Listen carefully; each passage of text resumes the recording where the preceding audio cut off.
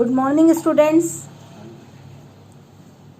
We have started biotechnology, principle and processes. In our previous class, we have studied definition of biotechnology, principles of biotechnology, conceptual development of principle of genetic engineering.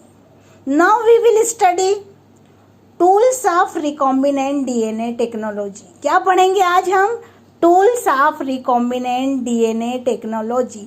यानी हमको recombinant DNA तैयार करना है, बनाना है, उसका use करना है उस टेक्नोलॉजी का, तो हमको ये फॉलोइंग टूल्स चाहिए. ये इतने सारे टूल्स चाहिए.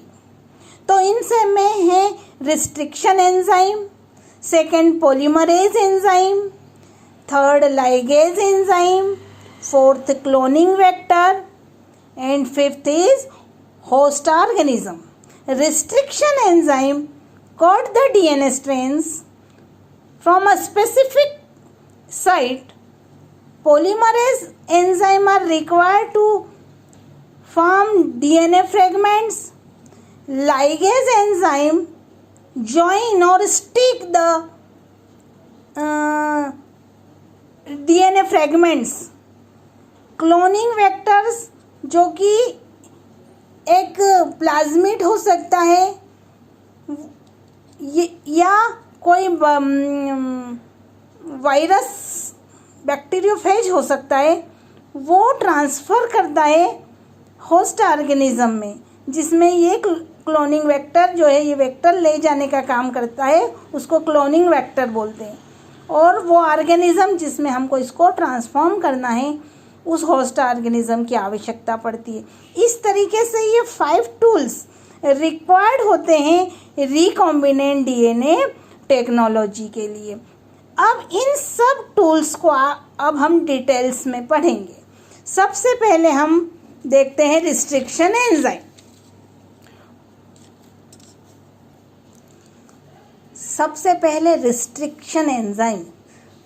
Y they are called restriction enzymes? ये रिस्ट्रिक्शन एंजाइम्स जो होते हैं वो बैक्टीरिया में बैक्टीरियोफेज की ग्रोथ को रिस्ट्रिक्ट कर देते हैं, इसलिए इनको रिस्ट्रिक्शन एंजाइम कहते हैं.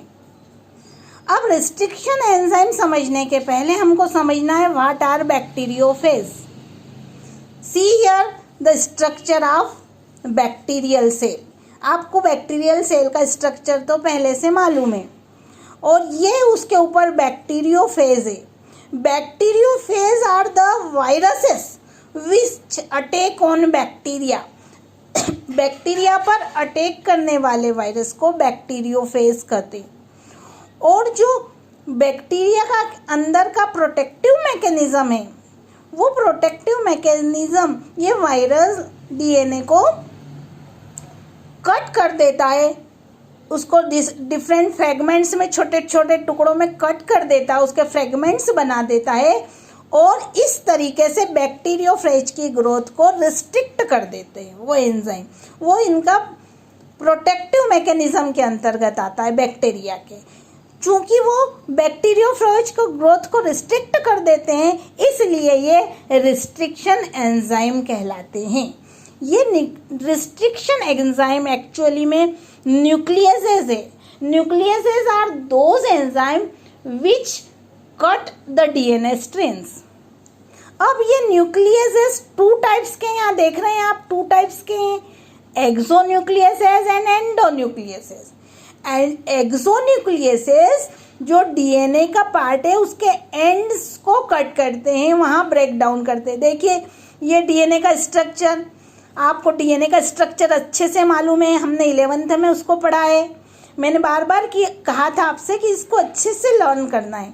तो ये जो डीएनए का स्ट्रक्चर है, ये डबल हेलिकल स्ट्रक्चर होता है, और जो एक्सोन्यूक्लियसेस है वो एंड पॉइंट से पर एक्शन करता है, यहाँ कट करता है, और यहाँ इसको कट करके क्लीव करता है. और जो endonucleases, and as the name suggest, within the DNA, it acts on within the DNA. ये डीएनए के एंड पर काम नहीं करता, इसके बीच में इसको कट करता है, इसके स्ट्रैंड को, और इसको फ्रेगमेंट्स में कट कर देता है। तो रिस्ट्रिक्शन एंजाइम मोस्टली एंडोन्यूक्लियसेस होते हैं, तो आजकल इनको रिस्ट्रिक्शन एंडोन्यूक्लियसेस भी कहते हैं, जो इसके फ्रेगमेंट्स को कट करते हैं।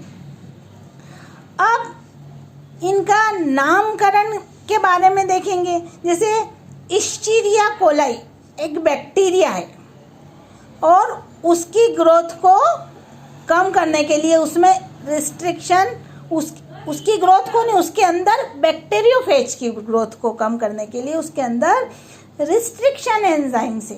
अब प्रश्न उठता है कि ये रिस्ट्रिक्शन एंजाइम जो इश्चीरिया कोलाई है उसके डीएनए को फ्रेगमेंट्स में कट क्यों नहीं करते? तो ये जो इश्चीरिया कोलाई है या जो बैक्टीरिया है उसके प्रोटेक्टिव मैकेनिज्म में एक कंपोनेंट और होता है। वो जो दूसरा कंपोनेंट है उसके अंदर मिथाइल ग्रुप होता है, जो इस सीक्वेंस को, जिसको कि वो कट करते हैं। रिस्ट्रिक्शन एंजाइम बड़े स्पेसिफिक होते हैं और नाइट्रोजनी बेस की एक स्पेसिफिक सीक्वेंस को ही कट करते हैं, उसको पहले रिकॉग्नाइज करते हैं और उस प्लेस को बोलते हैं रिकॉग्निशन सीक्वेंस बोलते हैं उसको, या रिकॉग्निशन साइट बोलते हैं। उस साइट को ही कट करते हैं। एक एंजाइम एक साइट को से ही उस साइट को ही कट करता है।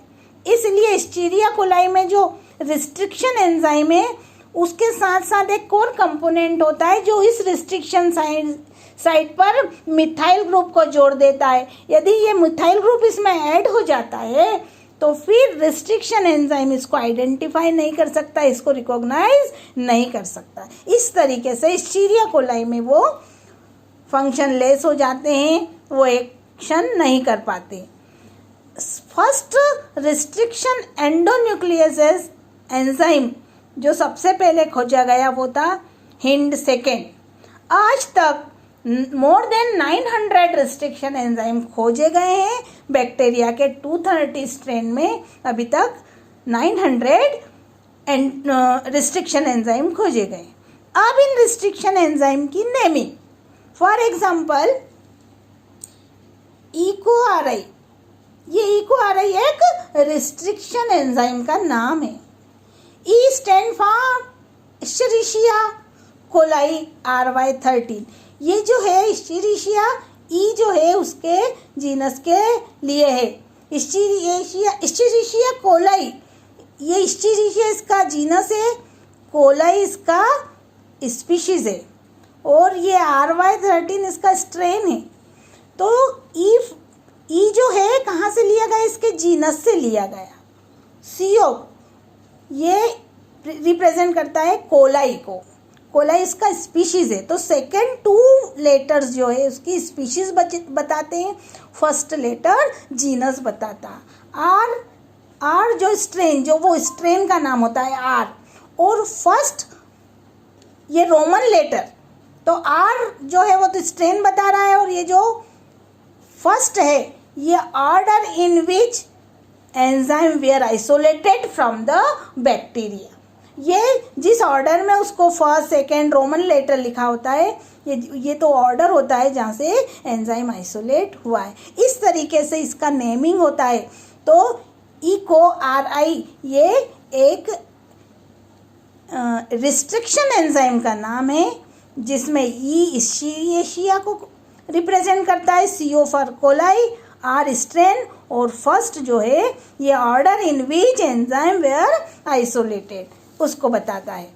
अब रिकॉग्निशन सीक्वेंस, जैसे मैंने बताया कि हर जो रिस्ट्रिक्शन एंजाइम है, या हम उनको कह सकते हैं रिस्ट्रिक्शन एंडोन्यूक्लियसेस हैं, वो एक स्पेसिफिक सीक्वेंस को आइडेंटिफाई करता है, उसको रिकॉग्नाइज करता है डीएनए में, और उसको एक क्लीव करता है, उसी पे कट लगाता है और उसको ब्रेक करता है। वहाँ से वो कैसे ब्रेक करता है? ये हाइड्रोलाइज करता है, फास्फोडाइस्टर बैकबोन को कमज़ोर कर देता है, उसको हाइड्रोलाइज करके उसमें जो है कट उत्पन्न करता है।